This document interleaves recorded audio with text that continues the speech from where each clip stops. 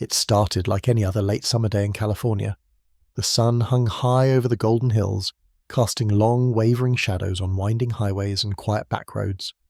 The air was dry, humming with the subtle weight of endings and beginnings, the kind of day that students were making their last trips to Target for dorm supplies, the kind of day when mothers mailed care packages and fathers offered last-minute advice about staying focused.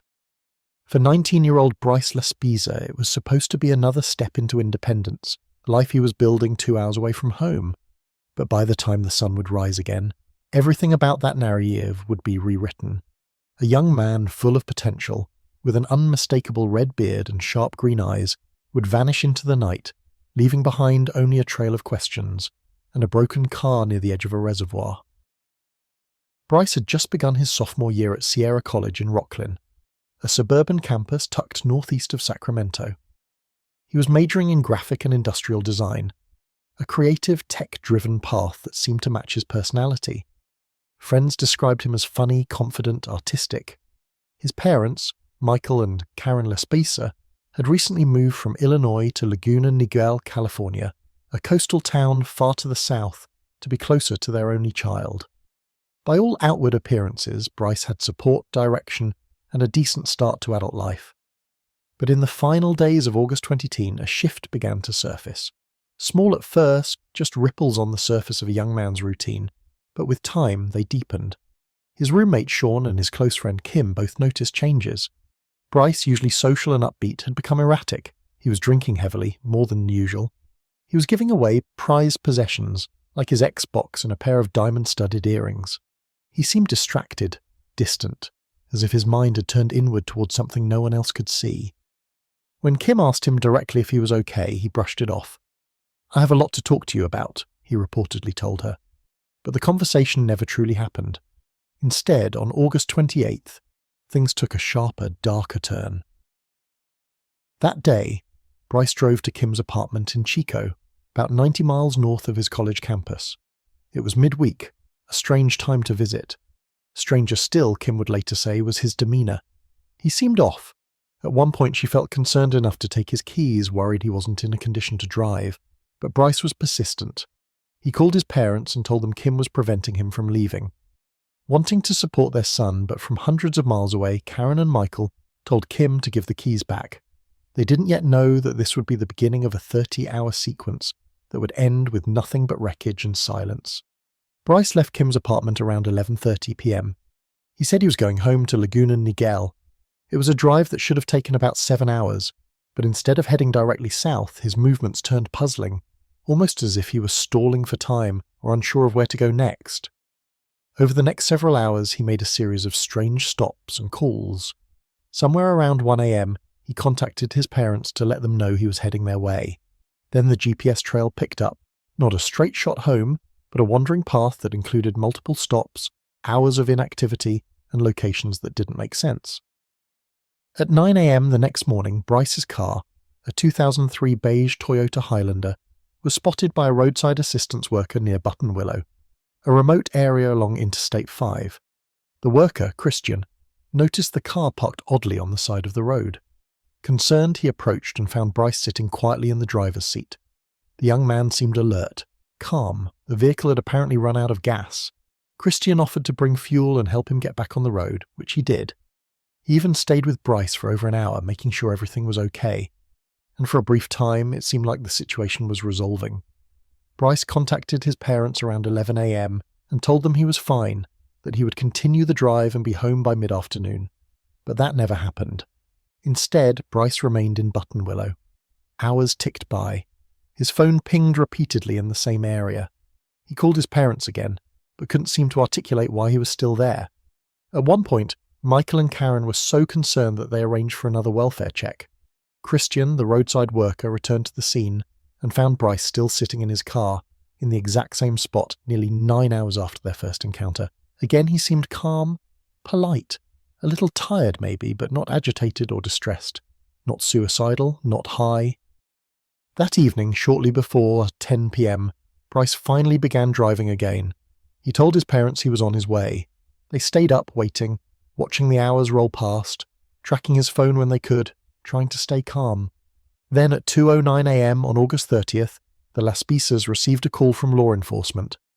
Bryce's car had been found, crashed on Vanner, but not in a chaotic or random fashion. The Toyota had plummeted down a 25-foot embankment near Castaic Lake, a reservoir in the hills north of Los Angeles. It had landed on its side. The back window had been shattered from the inside as if someone had crawled out. Blood was found on the headrest and steering wheel, but not a large amount. Not enough to suggest a major injury. The engine was still warm, the scene was fresh. But Bryce was gone. No sign of him anywhere near the crash site, no footprints leading away, no discarded items, no torn clothing. Just the eerie stillness of the lake, the quiet hum of insects in the early morning dark, and the slow arrival of search crews who would spend the next week scouring the area with dogs, divers, helicopters, and find nothing. From that moment on, the story of Bryce Laspisa stopped making sense. How had a clear-headed, seemingly calm young man ended up abandoning his car in the middle of the night? Why did he stay in Button Willow for nearly an entire day, parked on the side of the road? What was he thinking during those hours of stillness? And where, if anywhere, did he go after he broke out the back of his own car? For his parents, the shock of that phone call never truly faded. "We just want to know," Karen said in a quiet press interview weeks later. "We want to understand, even if it's something we can't fix. We just want to understand." But there was no understanding, only theories. Some believed Bryce had suffered a psychological break. Others suggested drug use, despite no firm evidence. A few whispered of foul play or a voluntary disappearance, that he had staged his exit, perhaps, and walked into a new life. But there was no proof, no trail, no sighting that held up to scrutiny. And so the days turned to weeks, the weeks to months, a single moment frozen in time, a car at the bottom of a ravine, a missing boy, and the great blank space left in his wake. This was not just a disappearance, it was an unravelling. Not loud or dramatic, but quiet, unnerving. Like watching a thread pull loose from a tightly woven cloth. One tug, and the entire story began to fall apart. It started like any other late summer day in California. The sun hung high over the golden hills, casting long, wavering shadows on winding highways and quiet back roads. The air was dry, humming with the subtle weight of endings and beginnings, the kind of day that students were making their last trips to Target for dorm supplies, the kind of day when mothers mailed care packages and fathers offered last-minute advice about staying focused. For 19-year-old Bryce Laspisa, it was supposed to be another step into independence, a life he was building 2 hours away from home. But by the time the sun would rise again, everything about that narrative would be rewritten. A young man full of potential with an unmistakable red beard and sharp green eyes would vanish into the night, leaving behind only a trail of questions and a broken car near the edge of a reservoir. Bryce had just begun his sophomore year at Sierra College in Rocklin, a suburban campus tucked northeast of Sacramento. He was majoring in graphic and industrial design, a creative, tech-driven path that seemed to match his personality. Friends described him as funny, confident, artistic. His parents, Michael and Karen Laspisa, had recently moved from Illinois to Laguna Niguel, California, a coastal town far to the south, to be closer to their only child. By all outward appearances, Bryce had support, direction, and a decent start to adult life. But in the final days of August 2010, a shift began to surface. Small at first and just ripples on the surface of a young man's routine, but with time they deepened. His roommate Sean and his close friend Kim both noticed changes. Bryce, usually social and upbeat, had become erratic. He was drinking heavily, more than usual. He was giving away prized possessions, like his Xbox and a pair of diamond-studded earrings. He seemed distracted, distant, as if his mind had turned inward towards something no one else could see. When Kim asked him directly if he was okay, he brushed it off. "I have a lot to talk to you about," he reportedly told her. But the conversation never truly happened. Instead, on August 28th, things took a sharper, darker turn. That day, Bryce drove to Kim's apartment in Chico, about 90 miles north of his college campus. It was midweek, a strange time to visit. Stranger still, Kim would later say, was his demeanour. He seemed off. At one point she felt concerned enough to take his keys, worried he wasn't in a condition to drive, but Bryce was persistent. He called his parents and told them Kim was preventing him from leaving. wanting to support their son, but from hundreds of miles away, Karen and Michael told Kim to give the keys back. They didn't yet know that this would be the beginning of a 30-hour sequence that would end with nothing but wreckage and silence. Bryce left Kim's apartment around 11:30 p.m. He said he was going home to Laguna Niguel. It was a drive that should have taken about 7 hours, but instead of heading directly south, his movements turned puzzling, almost as if he was stalling for time or unsure of where to go next. Over the next several hours, he made a series of strange stops and calls. Somewhere around 1 a.m., he contacted his parents to let them know he was heading their way. Then the GPS trail picked up, not a straight shot home, but a wandering path that included multiple stops, hours of inactivity, and locations that didn't make sense. At 9 a.m. the next morning, Bryce's car, a 2003 beige Toyota Highlander, was spotted by a roadside assistance worker near Buttonwillow, a remote area along Interstate 5. The worker, Christian, noticed the car parked oddly on the side of the road. Concerned, he approached and found Bryce sitting quietly in the driver's seat. The young man seemed alert, calm. The vehicle had apparently run out of gas. Christian offered to bring fuel and help him get back on the road, which he did. He even stayed with Bryce for over an hour, making sure everything was okay. And for a brief time, it seemed like the situation was resolving. Bryce contacted his parents around 11 a.m. and told them he was fine, that he would continue the drive and be home by mid-afternoon. But that never happened. Instead, Bryce remained in Buttonwillow. Hours ticked by. His phone pinged repeatedly in the same area. He called his parents again, but couldn't seem to articulate why he was still there. At one point, Michael and Karen were so concerned that they arranged for another welfare check. Christian, the roadside worker, returned to the scene and found Bryce still sitting in his car in the exact same spot nearly 9 hours after their first encounter. Again, he seemed calm, polite, a little tired maybe, but not agitated or distressed, not suicidal, not high. That evening, shortly before 10 p.m, Bryce finally began driving again. He told his parents he was on his way. They stayed up, waiting, watching the hours roll past, tracking his phone when they could, trying to stay calm. Then at 2:09 a.m. on August 30th, the Laspisas received a call from law enforcement. Bryce's car had been found, crashed and bemerkende, but not in a chaotic or random fashion. The Toyota had plummeted down a 25-foot embankment near Castaic Lake, a reservoir in the hills north of Los Angeles. It had landed on its side. The back window had been shattered from the inside as if someone had crawled out. Blood was found on the headrest and steering wheel, but not a large amount. Not enough to suggest a major injury. The engine was still warm. The scene was fresh. But Bryce was gone. No sign of him anywhere near the crash site, no footprints leading away, no discarded items, no torn clothing. Just the eerie stillness of the lake, the quiet hum of insects in the early morning dark, and the slow arrival of search crews who would spend the next week scouring the area with dogs, divers, helicopters, and find nothing. From that moment on, the story of Bryce Laspisa stopped making sense. How had a clear-headed, seemingly calm young man ended up abandoning his car in the middle of the night? Why did he stay in Buttonwillow for nearly an entire day, parked on the side of the road? What was he thinking during those hours of stillness? And where, if anywhere, did he go after he broke out the back of his own car? For his parents, the shock of that phone call never truly faded.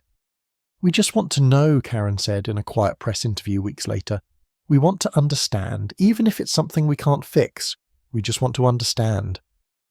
But there was no understanding, only theories. Some believed Bryce had suffered a psychological break. Others suggested drug use, despite no firm evidence. A few whispered of foul play or a voluntary disappearance, that he had staged his exit, perhaps, and walked into a new life.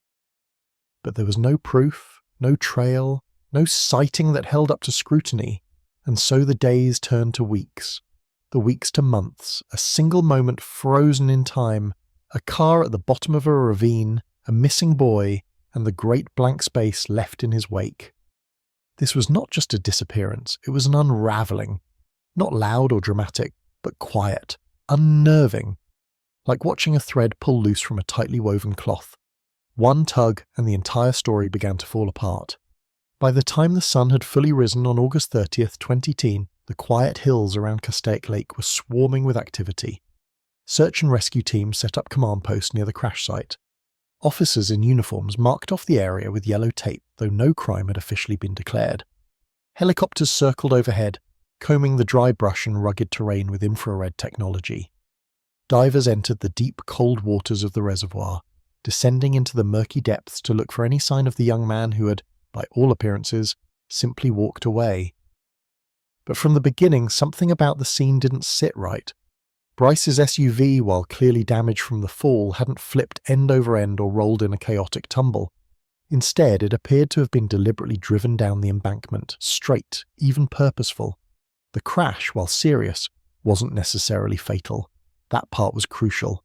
If Bryce had intended to end his life, the mechanics of the accident didn't align. The descent was steep, yes, about 25 feet, but the speed wasn't excessive. The airbags had deployed, but the interior of the car was largely intact. The blood on the headrest and steering wheel suggested some sort of impact, possibly from hitting his head during the crash, but it wasn't life-threatening. The driver's seat was empty. The back window had been kicked out from the inside. That detail changed everything. Someone had exited that car deliberately, either through panic or planning. And whoever that person was, presumably Bryce, they had vanished into the early morning darkness, leaving no trail behind. The search teams faced a landscape that was both sprawling and hostile. The area around Castaic Lake is a patchwork of canyons, brushland, and steep inclines. Rattlesnakes, heat, and dry terrain made every step difficult. Teams brought in bloodhounds and cadaver dogs, hoping to catch a scent, a trace, anything. But the dogs kept circling back to the same place, the crash site. There was no evidence that Bryce had walked away in any direction.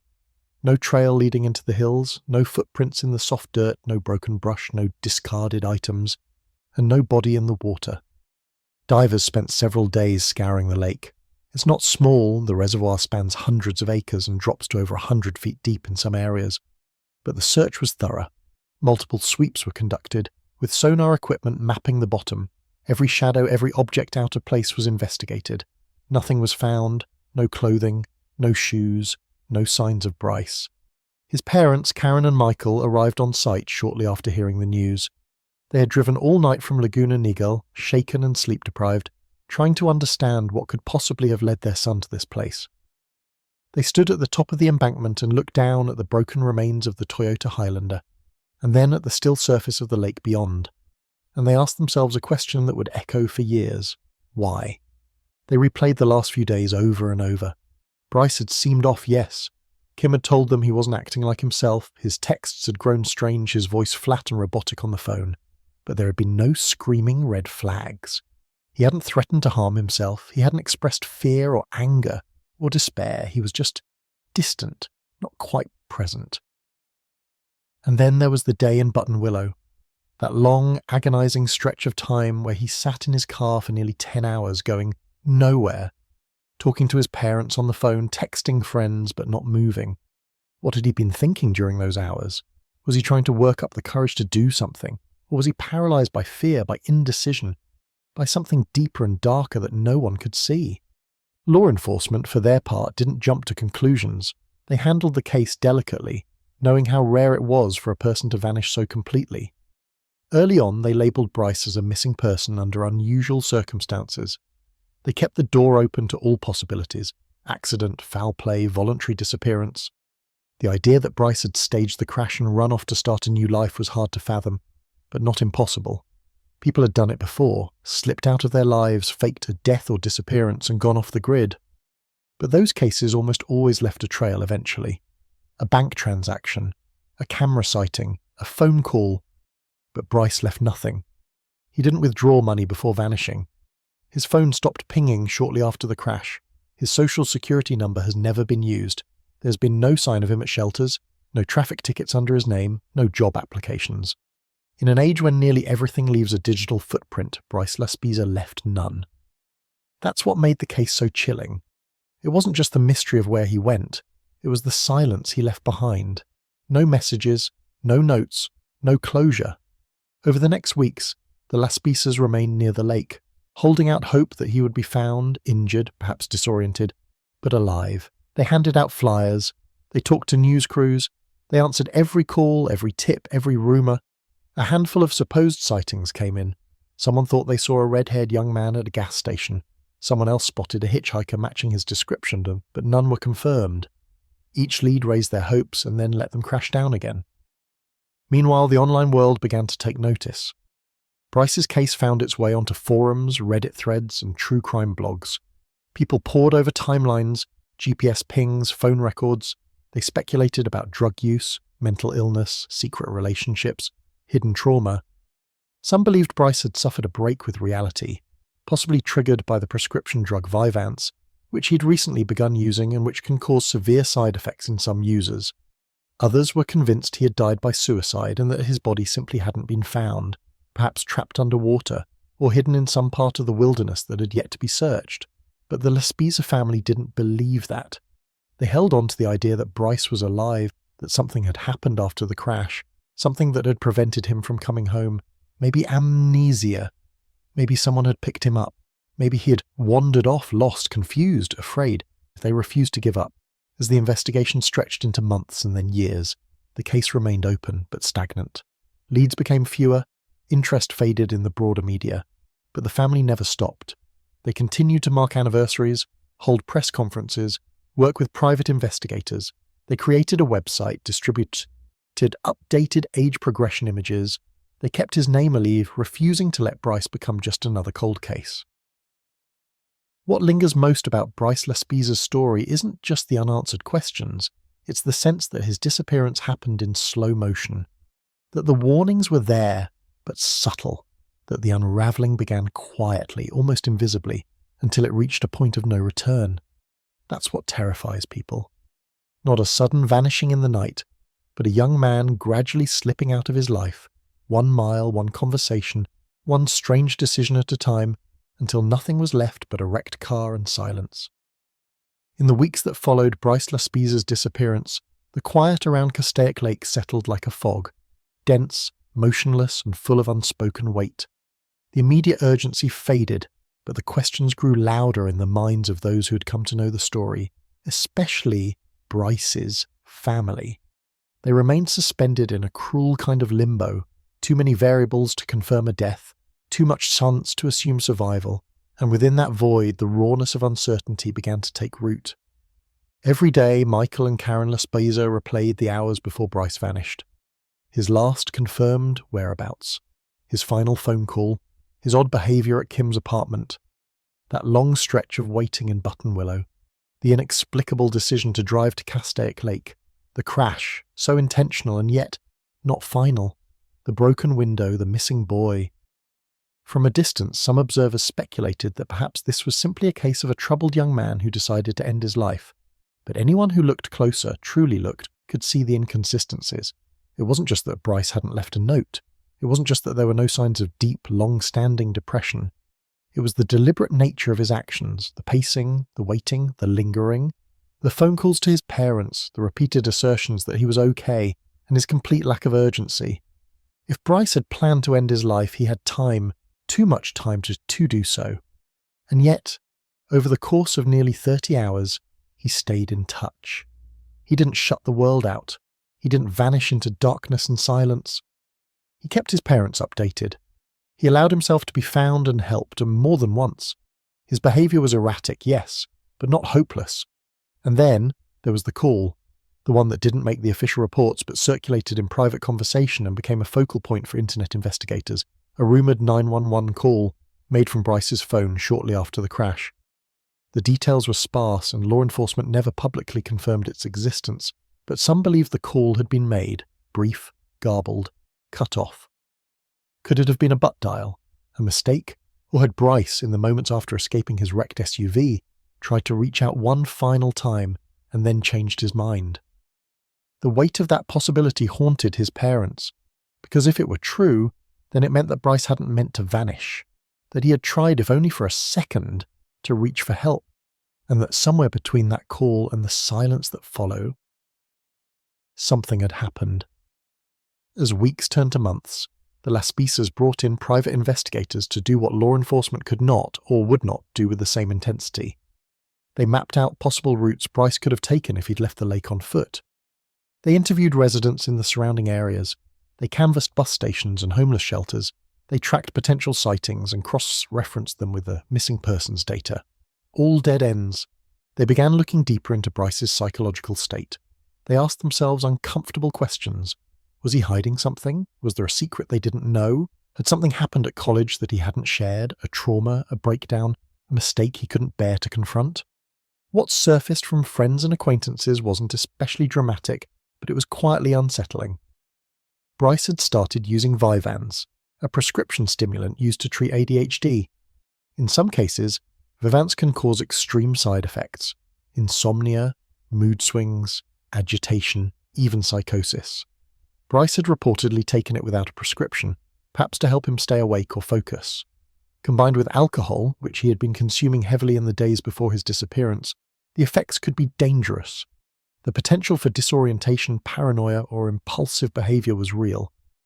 But even this possibility, when explored in full, only raised more questions. If Bryce had suffered a mental break, why did he remain so composed when speaking to his parents? Why did he wait in Buttonwillow for hours without wandering off or acting erratically? Why did he calmly accept help from Christian, the roadside assistance worker, multiple times? And if he had wandered into the hills around Castaic Lake, in a fugue or in fear, why hadn't search teams found him? Some investigators turned to geographic profiling. They analysed the terrain around the lake, trying to determine which routes someone on foot might have taken, especially at sight. Most paths led either to dangerous cliffsides or deep brush with little water and high temperatures. Survival would have been difficult, but not impossible. One theory suggested that Bryce, after crashing his car, had intended to walk down toward the lake to end his life but changed his mind. Perhaps he became disoriented. Perhaps he found a trail or even a road and continued walking. Perhaps someone picked him up. This possibility, that Bryce encountered someone in the early morning hours, shifted the tone of the investigation entirely. It opened the door to darker theories. Abduction. Foul play. The idea that Bryce had survived the crash begun to walk away and crossed paths with the wrong person. Law enforcement never publicly endorsed this theory, but they didn't rule it out either. Over time, detectives acknowledged that the case had grown cold. There were no new leads, no confirmed sightings, and nothing, not a wallet, a shoe, a shred of clothing, had ever turned up in the years that followed. Bryce had simply vanished. In the void left behind, the Laspisas began to redefine what hope looked like. It wasn't blind optimism, it wasn't denial, it was something quieter, more deliberate. It was the act of continuing to search, of answering every phone call, of keeping a light on, figuratively and literally, of believing that even in the absence of evidence, their son might still be out there, somewhere. They participated in interviews, not for closure, but for awareness. They reminded people of the case of the red-haired boy with green eyes who disappeared just weeks into his sophomore year. They asked the public to remember, to watch, to wonder. In 2015, the family released an age-progressed photo of Bryce, showing what he might look like at 21. The image was haunting, familiar but older, imagined lines and shadowy and adding years to the boy frozen in time. They posted it online, distributed it to shelters, hospitals and advocacy networks. Still nothing. And yet, in the years that followed, the story of Bryce Laspisa didn't disappear. It changed shape, from breaking news to a case study and vanishing, from an open investigation to a collective question shared by strangers on forums and message boards. His story became the subject of YouTube videos, podcasts, deep dive articles. Not because it offered shock or gore or scandal, but because it refused to be solved. Because Bryce's story taps into something more primal. The fear that a person can be right there, on the phone, in the car, on the GPS, and then simply be gone. Not stolen, not attacked in a dramatic scene. Not taken in the dead of night with screams or shattered glass. Just gone. That's the fear. That's the quiet horror that lingers around his name. He didn't run. He didn't hide. He didn't say goodbye. He called, and then he disappeared. Time moved forward, as it always does, even when grief refuses to follow. In the months after Bryce Laspisa's disappearance, the world continued spinning, calendars turned, and the glow of public attention faded into memory. But for Karen and Michael Laspisa, there was no moving on, only the cold, looping rhythm of not yet found, not yet understood, not yet home. Their days took on a surreal kind of structure. Mornings began with checking Bryce's email, his bank account, his cell phone account. His passwords had never been changed. His voicemail remained the same. Upbeat, casual, completely unaware that it would one day become a monument. The Laspisas held onto it like a lifeline. They played it sometimes, not because they expected to hear anything new, but because it was something. They continued to follow up on every tip. A red-haired young man seen at a homeless shelter in Santa Barbara. Another reportedly hitchhiking near Bakersfield. A third sitting alone at a beach scribbling in a notebook. Each lead was investigated, some by law enforcement, others by the family, or their hired private investigators. Each time the same outcome. Not Bryce, not this time. The psychological toll was immense. Living in that purgatory, or never knowing if your child is alive or dead, creates a very specific kind of ache. A kind of grief that can't breathe, that waits endlessly for a confirmation that never comes. Karen once said in an interview, "I don't feel like I've lost him, but I don't feel like I have him either." It was a sentiment echoed by countless families of the missing. That liminal space between mourning and hope where nothing feels real and everything feels fragile. As the case entered its second year, then its third, the Laspisas faced the growing realization that Bryce's trail had not merely gone cold, it had evaporated. Most missing persons cases leave something behind: a shoe, a surveillance image, a phone ping, a witness. Bryce left a wrecked car, a shattered back window, and the strange stillness of Castaic Lake. That was all. And yet, people still talked. Online communities clung to the mystery, piecing together theories with obsessive care. Every movement Bryce made in those final 30 hours was mapped and remapped. His texts analysed, his phone calls scrutinised for tone and meaning. Some of the interpretations bordered on the fantastical, suggesting conspiracies, secret lives, deep psychological trauma. Others were grounded in behavioural science, focusing on the signs of mental health deterioration, the impact of sleep deprivation, and the effects of drugs like Vyvanse. What emerged was not clarity, but a deeper sense of disorientation. Bryce's actions didn't fit neatly into any one category. If he was suicidal, why the long hours of waiting? Why the phone calls? Why accept help? If he were planning to disappear, why crash his car in such an obvious way? Why draw attention to himself just before vanishing? One particularly persistent theory was that Bryce had experienced a form of dissociative fugue, a rare psychological condition in which a person loses access to their personal identity and can travel far from home, unaware of who they are or how they got there. In such states, individuals can function, communicate, and interact, but with no memory of their past life. Some recover after days, others take months, even years. A few never do. The Laspisas entertained the possibility. They began circulating Bryce's photo to hospitals, especially psychiatric wards, hoping that someone might recognise him as a John Doe. They spoke with doctors, psychologists, and trauma counsellors.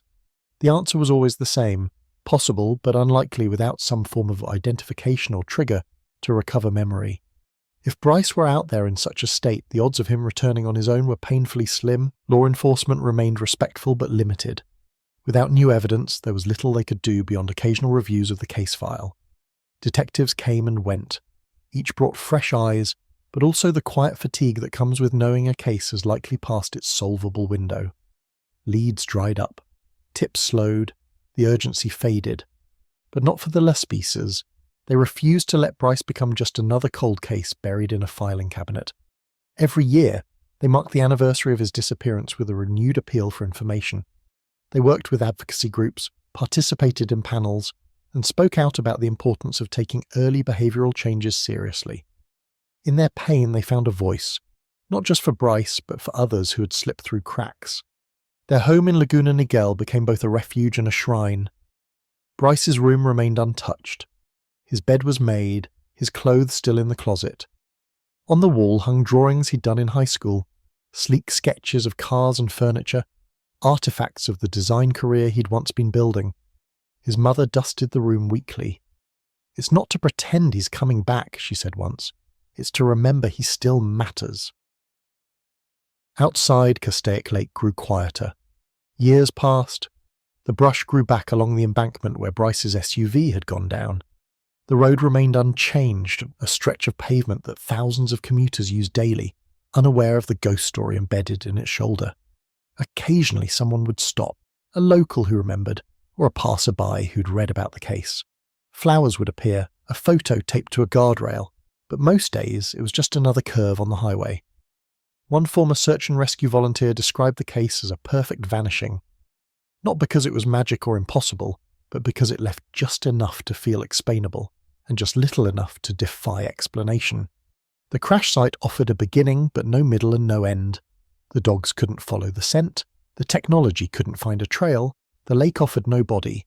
The world, it seemed, had swallowed Bryce Laspisa whole. But despite all of it, the years, the silence, the aching absence, his parents never let go of the belief that someone, somewhere, knew something. Not because they needed to believe in a grand conspiracy, not because they believed Bryce was still alive in some cinematic sense, but because stories don't just end like this. Not truly. Someone was driving that road at 2 a.m. Someone might have picked up a hitchhiker. Someone might have heard something strange in the hills that night. And in the absence of closure, that someone becomes everything. The family kept their hotline open.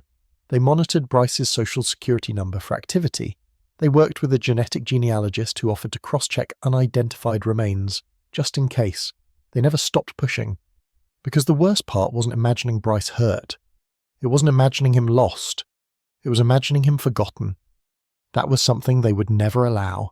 They had lost their son once. They would not lose his story too. By the time the 4th anniversary of Bryce Laspisa's disappearance arrived, the landscape of the case had become an almost sacred geography, not in a religious sense, but in the way that certain places hold unshakable meaning simply because of what might have happened there.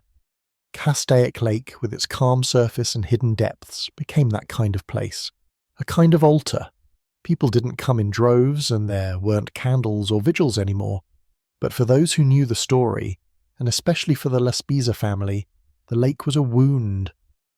Karen returned there from time to time, quietly, not always to search, but to sit. She would bring photos of Bryce, sometimes wear his hoodie, and just watch the water. The silence of the lake seemed to echo the silence in her life, that hollow part carved out by years of waiting with no answer. She once said that she didn't believe Bryce was in the lake. Not anymore, but she came anyway, because it was the last place she knew he had been, the last confirmed point on the map. In the years since the accident, numerous private investigators and volunteers had joined the effort. Some stayed only a short while, discouraged by the lack of clues. Others, however, had remained engaged, true crime enthusiasts, digital detectives, and former law enforcement officers who couldn't quite let go of the mystery. One of them, a retired sheriff's deputy named Ron, had unofficially adopted the case. He mapped out alternative routes Bryce could have taken if he had fled the scene on foot. He studied elevation charts and survival patterns. Ron was convinced that if Bryce had died out there, in the hills or the canyons, or somewhere deeper into the Angeles National Forest, some sign would have been found by now. Bones, clothing, a shoe, a wallet, something, but there was nothing. And so Ron started entertaining the only conclusion that made sense to him. Bryce had left the area. He had either gotten a ride or found his way out, disoriented or not, and made it far enough to disappear completely.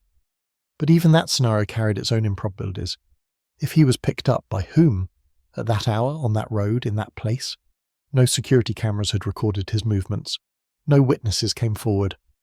The hours between the crash and the time it was discovered were a blank space, as if time itself had conspired to erase whatever happened there. The psychology of Bryce's disappearance began to draw more attention than the logistics. Experts weighed in, psychologists, trauma counsellors, criminologists. They examined his last known behaviours, his recent patterns, his mental health.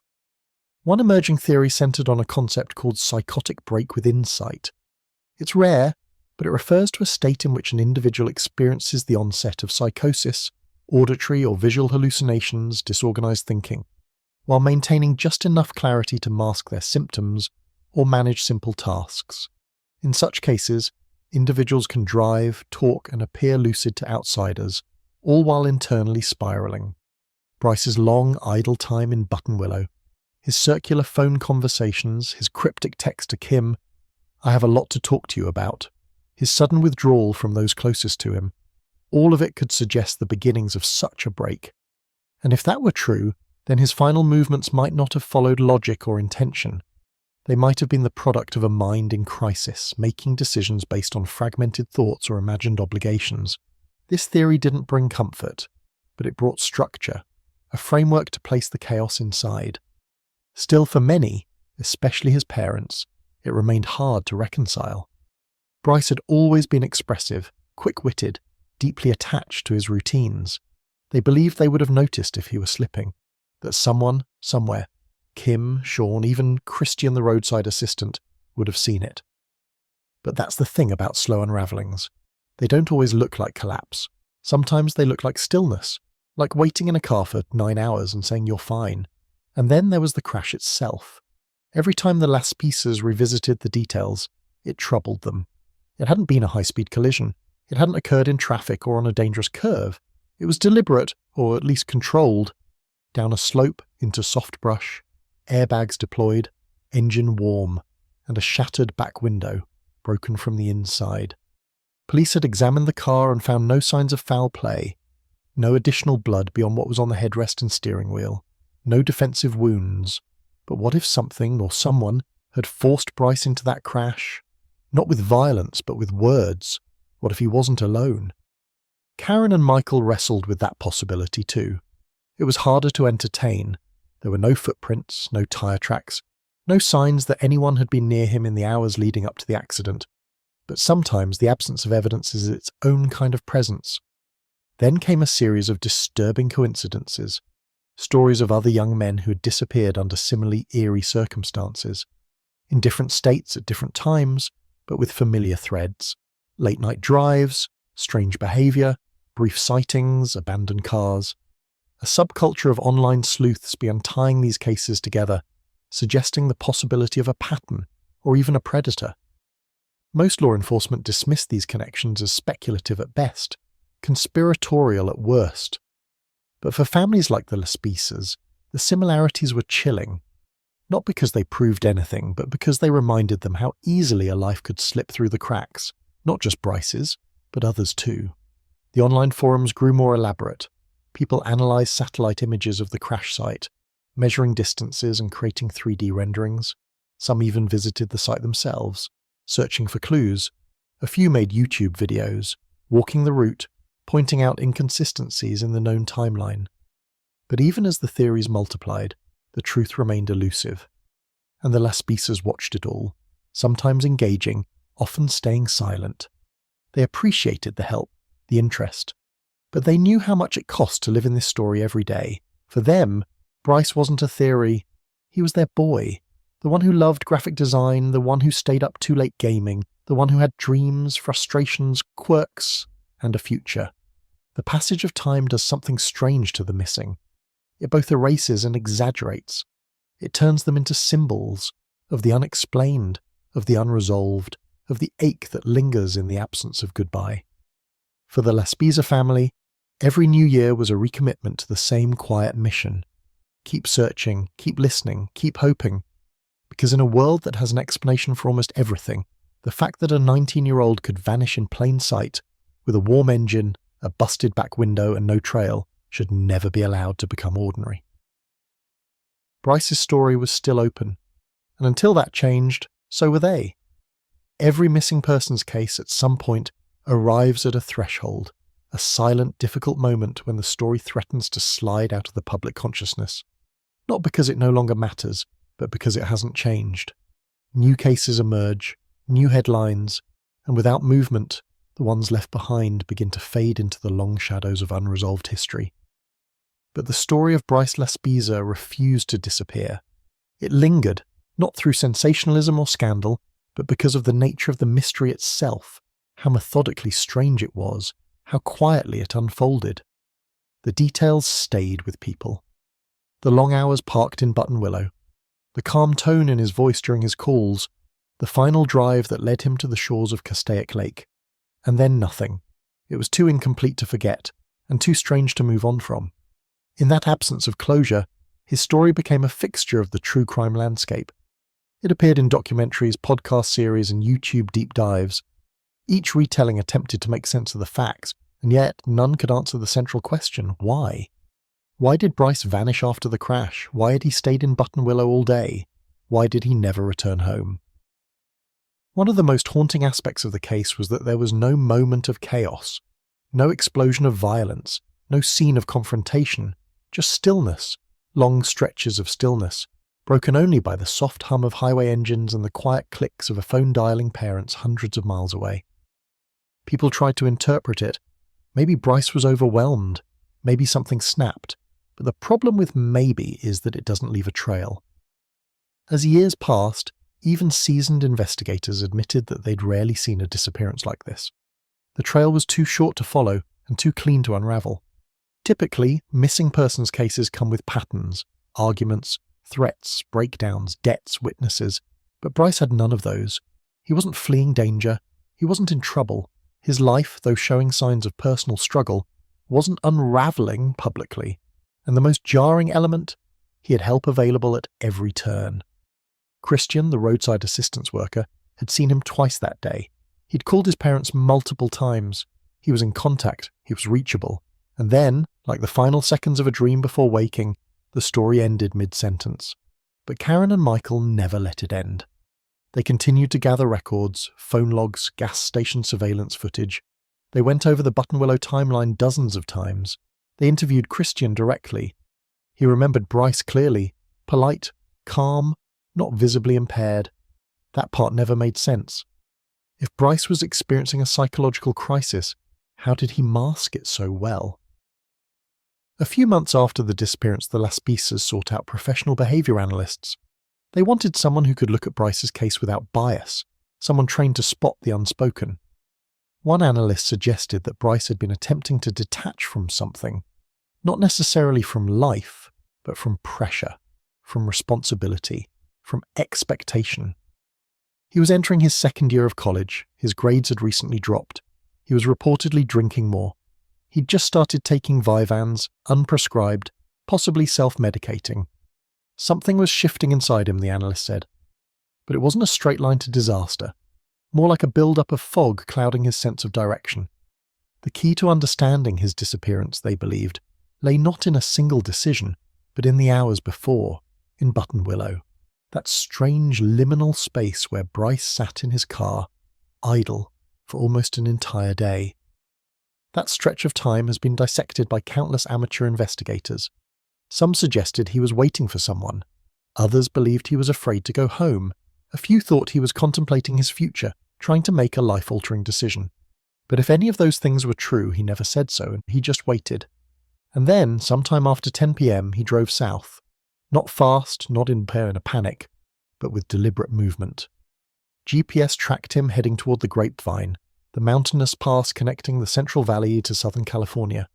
It's a desolate stretch of road at night. And somewhere along that pass, he exited, turned off onto Lake Hughes Road, drove along the edge of Castaic Lake, and drove his car down an embankment. That decision in and of itself was the pivot point, not just the crash, but the intentional nature of it. Investigators agreed. It didn't appear reckless, it was controlled. The back window, shattered from the inside, meant Bryce had exited voluntarily. Blood was found, yes, but not in life-threatening amounts. The keys were in the ignition, his phone, wallet and laptop were all inside. But he wasn't. It was as if he had staged a moment of crisis and then walked away from it. But why? If it were a suicide attempt, it was half-finished. If it were a disappearance, it was overly theatrical. If it were an accident, it lacked all signs of chaos. That's what made the case so difficult. No motive made sense. And in the absence of motive, people began projecting their own. Online forums spun elaborate theories. Some believed Bryce had joined a cult or was abducted by traffickers. Others swore he had wandered into the woods and perished, that his body simply hadn't been found yet. The terrain around Castaic Lake is notoriously unforgiving. If he had walked into the wilderness, it was possible he could have collapsed out of sight. The brush is thick, wildlife is active, time can erase a lot. But after extensive searches with dogs, drones and divers, nothing turned up. Not a shoe, not a shred of clothing, not even a footprint. Search teams said the same thing. If he were out here, we would have found him. That absence haunted Karen most. She couldn't let herself believe he was dead, not without proof. As a mother, she said, her instincts told her he was still alive, but even instincts have limits when silence stretches over years. On the 3rd anniversary, she wrote a letter to Bryce, publicly shared through a support group. In it, she wrote not of pain or anger, but of forgiveness. She told him he wasn't in trouble, that they would accept any truth, that even if it was hard, that he could come home or call or just send a message. "You're not broken," she wrote. "You are ours." It was not a plea, but a reminder that his place in their life had not been erased, that he didn't need to earn his return. By now, had he survived, Bryce would be in his early 30s. The red beard might be trimmed, his face older, he might look completely different. But to his parents, to those who still search, the image never changed. 19 years old, full of potential, still reachable, still out there. The world kept moving, but they did not forget. Because what happened to Bryce wasn't just a disappearance, it was a distortion. A moment when reality folded in on itself, when time, logic, and movement collapsed into a single point. And from that point, he slipped, leaving behind the impossible. A full tank of gas, a warm engine, a calm voice, a back window broken from within, and the long, heavy silence that followed. Years passed, and the name Bryce Laspisa became something more than just the subject of an unsolved mystery. It became a symbol, whispered among those who understood how easily a person could vanish without explanation. His story was taught in criminology courses. His case was referenced in podcasts as one of the most confounding modern disappearances, and yet, despite all the attention, all the digital sleuthing, all the professional theories and amateur recreations, no one could find him. There is something uniquely cruel about a case that defies both answers and closure. Not because it ends in horror, but because it doesn't end at all. The pain loops, unbroken. Families of the missing talk about this often. The different kind of grief that doesn't come with funerals or certainty, only speculation and silence. For Karen and Michael Laspisa, that silence was a constant presence. It lived in the spaces Bryce used to fill, the chair at the dinner table, the back seat of the car on family road trips, the voice in the next room. They carried it through holidays, birthdays, and anniversaries. Each August 30th was marked not by what they had lost, but by what had never returned. They never held a memorial service. There was no grave to visit, no official declaration. Because in their minds, as long as there was no proof, there was still a thread, however thin, that connected them to the possibility that Bryce was out there, that he might see their appeals, that he might remember who he was and pick up a phone, that someone might recognize him, grown older but still bearing that same fire-coloured hair and deep green eyes. And so they kept going, not just for themselves, but for others. In the years after Bryce's disappearance, the Laspisas began speaking more publicly, not just about his case, but about the broader issues surrounding missing young adults. They attended panels, worked with support groups, and partnered with organisations that helped families of the missing navigate the difficult, bureaucratic maze of investigations. They became voices not only of pain but of guidance, and their work made an impact. And in doing so, Bryce's name remained alive, not just as a mystery, but as a call to care more deeply for the moments that might otherwise be dismissed. The changes in behaviour, the long sentences, the subtle signs that something is wrong, even when everything looks fine from the outside.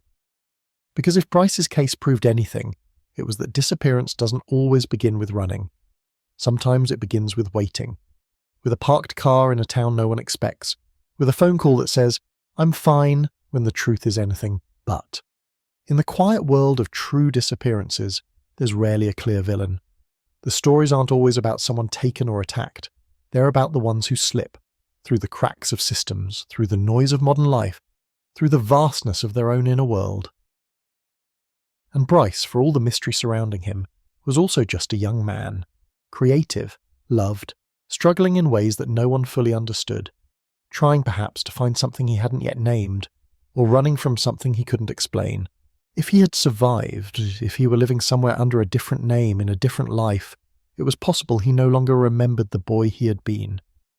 Possible he didn't know that people were still looking, still hoping, still holding space for his return. The Laspisas knew that too. They weren't naive. They understood how memory and trauma can reshape a person. But they also knew that love, when it's strong enough, can wait a lifetime. even if that lifetime is filled with silence. Castaic Lake remained the same. The road still curved past the embankment where the Highlander had fallen. The brush still rustled in the wind. Occasionally, a new person would visit, drawn by the story or perhaps just passing through, and they'd stop to look, to imagine, to wonder. Some of them left flowers, others left notes. Once, a college student left a sketch, a simple pencil drawing of Bryce seated on a cliff, looking out over the water, the wind brushing his hair. On the back was written, "You are not forgotten." That drawing made its way back to the Laspisa home. Karen framed it. It now sits on a shelf next to his high school graduation photo, a candle, and the original missing persons poster from 2013. It's hard to explain to someone who hasn't lived through it what it means to hold on after all this time, to remain in the story, to resist the slow pull of forgetting. But the Laspisas did it, day by day, year by year, and they weren't alone. A network of families formed around them, parents, siblings, friends of other missing persons, bound not by circumstance, but by that unique form of grief, one without a body, a crime, or a confession. Together they built something lasting, a kind of resistance to silence. They shared resources, they lifted each other through the hard anniversaries, and they reminded the world that the missing don't vanish completely. They live on in conversations, in photographs, in the aching hearts of those who remember. Bryce Laspisa was one of them, still is, and whether his story ends in tragedy, redemption, or something in between, one thing is certain, it hasn't ended yet. Because someone remembers, because someone is still looking, because no one, not even a boy who drove into the dark and vanished without a sound, ever truly disappears, as long as someone is still willing to speak his name. And they are. Every single day. Bryce. There's a strange rhythm to the lives of those left behind, a cycle of searching, hoping, grieving, and remembering that never quite settles. The Laspisas became fluent in that rhythm. Over time, they learned to live inside a paradox, the belief that Bryce could still be out there, and the quiet understanding that he might never come back. It would have been easier in some ways to close the chapter, to mourn, to bury a body, to light candles not for hope but for rest. But that option was never given to them. The world had taken Bryce, but not in the way that ends a story. It had left them with an open sentence. A breath held for over a decade. 10 years passed, 10 birthdays, 10 Christmases, 10 August 30ths with no word. Bryce would have turned 30 this year, a man now, in any world where he still existed. His mother sometimes imagined what that version of him might look like, maybe quieter, more serious, but still curious. Maybe he'd have a partner, or a career in design. Maybe he'd have found peace. Or maybe he still wandered, lost to something within that no one could reach. The Laspisas didn't fantasize about happy endings. They weren't clinging to delusions. They understood what the statistics said. They had seen the same patterns in other cases, the initial explosion of activity, the slow fade into archives. They had read the analysis, spoken with the experts, and yet they refused to reduce their son to probability. Because what remained wasn't just a question, it was a presence. It lived in the way the front porch light stayed on late, in the phone number that was never reassigned, in the room that still smelled faintly of Bryce's cologne, in the unopened sketchbook sitting on his desk, a frozen snapshot of the last idea he ever tried to bring into the world. In that sketchbook, Karen once found a page with a single sentence written in pencil. "I'm trying to figure it out before it figures me out." She didn't know when he'd written it. She didn't know what it meant. But she had read it over 100 times. It felt like a message, not just from Bryce to himself, but from the lost to the living. A glimpse of the quiet war some people fight in their own minds, invisible to even the ones who love them most. That sentence was never mentioned in police reports. It didn't change the case. But for Karen, it was the most honest thing Bryce had ever said. It was the only answer she ever got. In the years since his disappearance, other cases had surfaced with eerie similarities. Young men, late at night, erratic behaviour, vanishing in a sliver of time. Some turned out to be accidents, others mental health spirals. A few were solved, most weren't. Bryce's case stood apart because of the planning and the pause, the long, drifting silence before the final vanishing act. It felt staged. and yet deeply personal. Not a disappearance into violence, but into something quieter, harder to name. Some called it a modern tragedy, others called it a cautionary tale. But for those who knew Bryce, he was never a metaphor. He was a person, a boy who could build anything out of cardboard and glue, a teenager who once spent an entire weekend designing a chair that no one could sit in, just because he liked the geometry, a young man who laughed too hard at his own jokes and always made his friends feel included, a son who said, "I love you," without hesitation.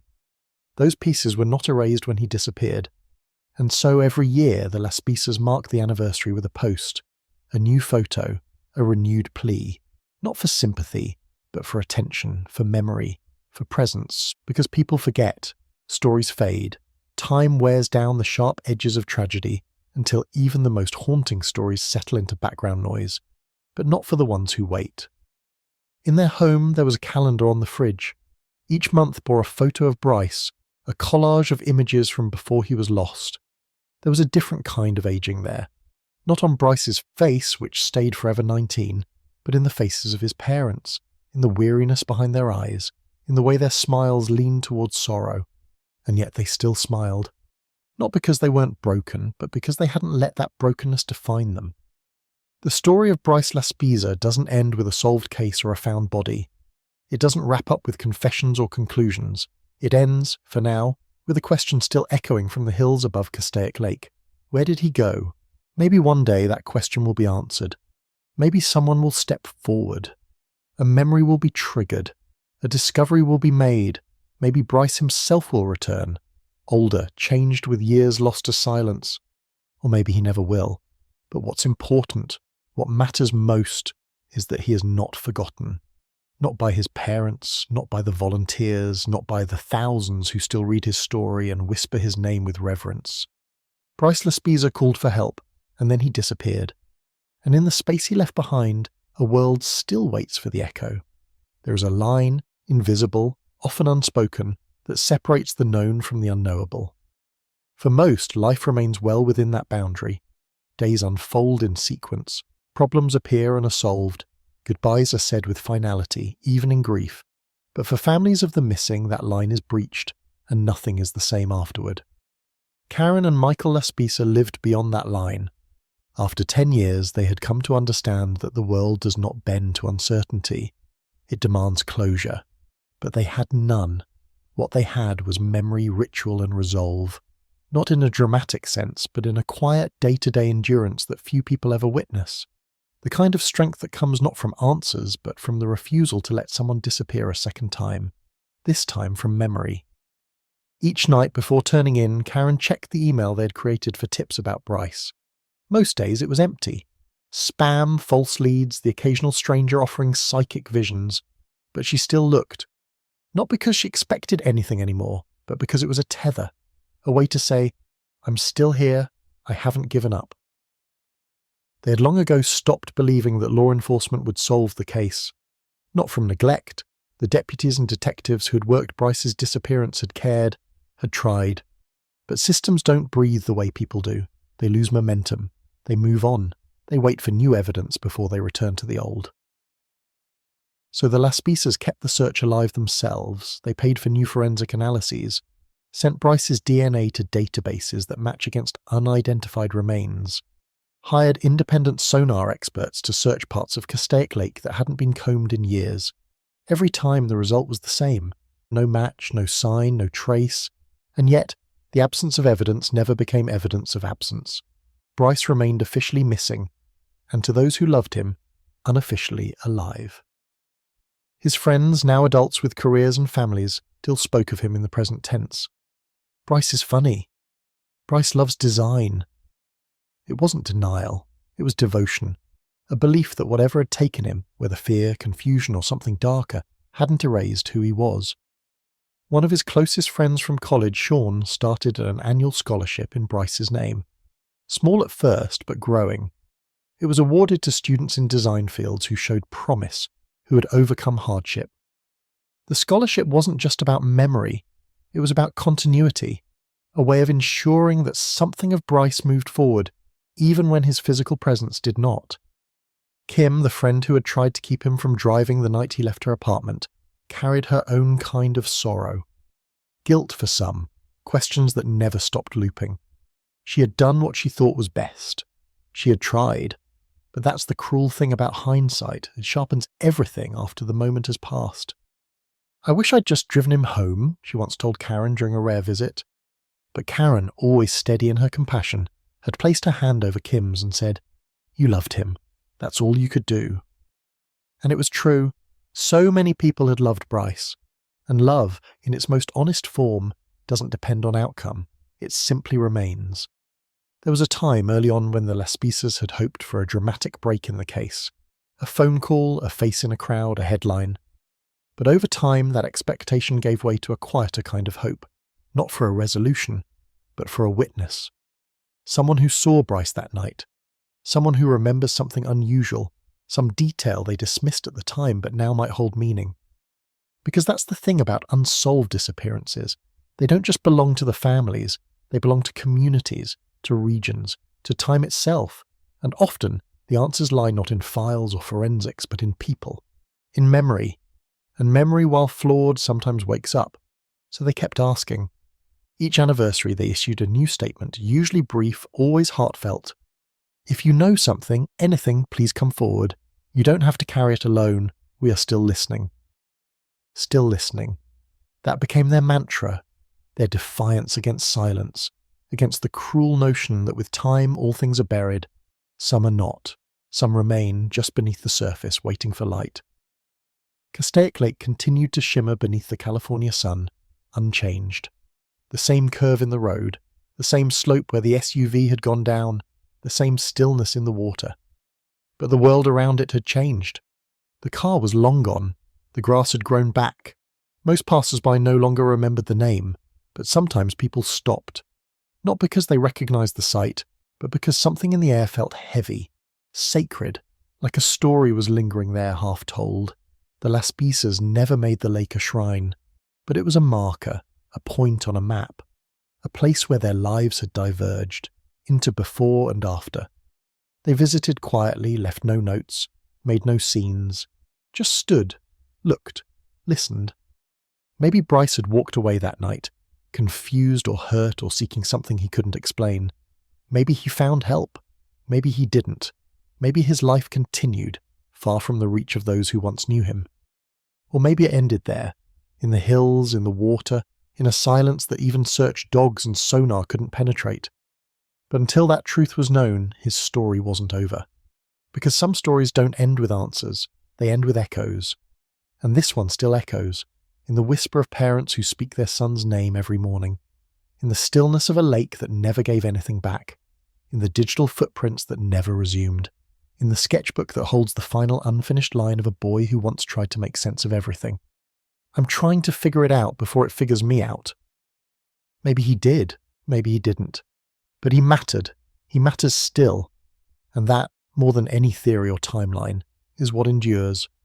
In the end, the story of Bryce Laspisa is not defined by the moment he vanished, but by everything that happened before and everything that has endured since. His disappearance is not just an absence, it is a presence, a weight that lives in spaces, in routines, in the small invisible acts of waiting that have stretched across more than a decade. What happened to Bryce between the crash at Castaic Lake and the moment searchers found his empty car remains one of the most haunting mysteries in modern missing persons history. There is no definitive version of those missing hours, no evidence trail to follow, no confirmed sightings, just fragments, possibilities. A series of increasingly narrow paths that all seem to end in silence. Somewhere between Button Willow and that lonely embankment in the hills, something changed, not just in geography, but in Bryce himself. His demeanour grew quieter, his speech slowed. He remained in touch with his parents, but there was a hollowing out, an emotional retreat. Perhaps he was already halfway gone. We often imagine missing persons cases as sudden, a snatching, an abduction, a violent interruption. But Bryce's story is more terrifying in its subtlety. He didn't vanish in a single sharp moment. He evaporated, gradually, with intention or confusion, or maybe a combination of both. He said goodbye without ever using the word. There's a line from Karen Laspisa spoken during a rare public interview. "I don't think he meant to disappear. I think something happened after that car came to rest, something we haven't figured out, but I don't believe he meant for it to end like this." It's that uncertainty, that thin space between choice and circumstance, that keeps the case open in the hearts of so many. The world didn't move on from Bryce Laspisa's disappearance. It bent around it. Podcasts revisited it. YouTubers reconstructed it. Online sleuths charted digital maps, measured phone pings, traced speculative paths across Google Earth. Some even walked the terrain themselves, hoping to spot what so many trained searchers had missed. But nothing ever surfaced. Not a shoe, not a scrap of clothing, not a body, nothing. And in that nothingness, theories flourished. Some believed Bryce had succumbed to a mental health break and wandered until he collapsed. Others thought he had staged the scene to start a new life. A few still held out for the possibility of foul play, a meeting with someone he trusted that turned dangerous. But these theories, while imaginative and sometimes compelling, offered little comfort. They only proved how vast and unknowable the void had become. The truth is simpler and harder. We don't know, and maybe we never will, but knowing isn't the only thing that matters. Sometimes remembering is enough. The Laspisas, in their quiet persistence, redefined what strength means. Not in the dramatic sense, not in shouting from podiums or demanding attention, but in the way they chose to show up every single day for a son who had slipped out of the world without a trace. Their love became a kind of monument, not carved in stone, but in action. They kept Bryce's room, they maintained a website, they answered every email, every call, every rumour. They built a life around hope, even when it hurt, even when the years stretched out behind them like a trail with no end. In recent years, genetic genealogy has revolutionized cold case investigations. Unidentified remains once thought impossible to trace have been matched to missing persons. New technologies have given rise to delayed justice, delayed peace. The Laspisas submitted DNA early on. They've cross-referenced with every unidentified body found in California, and beyond that fits Bryce's description. So far, nothing. But as science advances, so too does the possibility that even silence might one day speak. They remain open to that, but they also remain open to the idea, however fragile, that Bryce is still out there. Maybe living anonymously, maybe not remembering, maybe choosing not to return. And if he is, they want him to know this. You are not erased. You are not replaced. You are still our son. There is space for you here. No one knows what the last seconds of Bryce Laspisa's known life looked like. No one can say what went through his mind as he broke that window and stepped out into the dark. Was it fear? Relief? Confusion? A strange kind of calm? We don't know. All we know is that he was here, he existed, he loved and was loved. And then he was gone. And in the long, echoing silence that followed, his story became more than just a mystery. It became a mirror, showing us how fragile we all are, how easily a moment can shift everything, how thin the barrier is between presence and absence.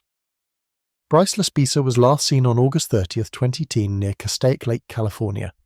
He was 19 years old. He was wearing white shorts, a blue and white checkered shirt and red and white Nikes. He was driving a beige 2003 Toyota Highlander, which was found wrecked but not destroyed.